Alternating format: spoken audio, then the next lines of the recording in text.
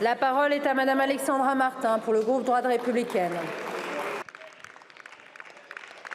Merci Madame la Présidente. Monsieur le ministre de la Justice, la recrudescence des actes de délinquance commis par des mineurs de plus en plus jeunes et violents constitue aujourd'hui une menace non seulement pour la sécurité publique, mais également pour l'avenir de nos jeunes. Cela traduit un véritable effondrement de l'autorité. La loi du clan prend le dessus sur la loi de la France. À Marseille, nous avons appris avec stupeur l'interpellation de ce jeune garçon de 14 ans après qu'il ait froidement abattu un chauffeur de VTC.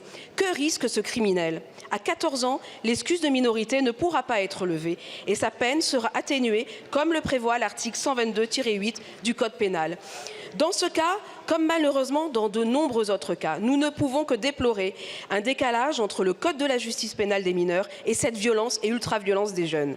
J'ai proposé dès l'année 2022, dans plusieurs propositions de loi, et une encore récemment, des évolutions pénales concrètes pour lutter efficacement contre cette nouvelle délinquance, notamment pour qu'à partir de l'âge de 13 ans, le bénéfice de la réduction de peine, la fameuse excuse de minorité, ne soit plus automatique, mais devienne l'exception soumise à la décision motivée du magistrat.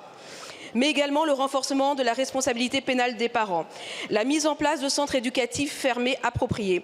Autant de propositions urgentes et soutenues par de nombreux élus et citoyens qui ont été systématiquement balayés et risés par les gouvernements précédents.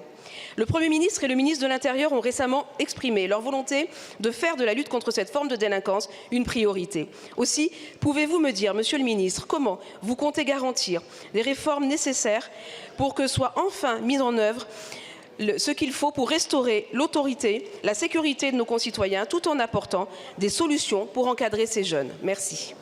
Merci beaucoup, ma chère collègue. La parole est à Madame Maude Bréjon, porte-parole du gouvernement.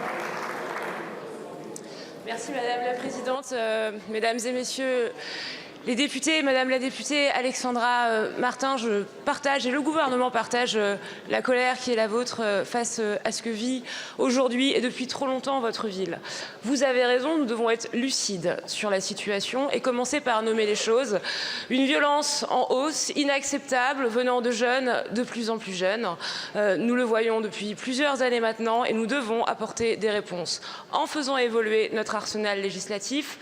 Vous le savez, le Premier ministre a demandé, avec le garde des Sceaux, à revoir ce qui est aujourd'hui l'excuse de minorité pour atténuer cette excuse de minorité afin de répondre de manière plus efficace et plus ferme à la violence des mineurs qui empêche la vie dans bon nombre de nos quartiers, que ce soit à Marseille mais également dans beaucoup de circonscriptions de France. Je vous remercie.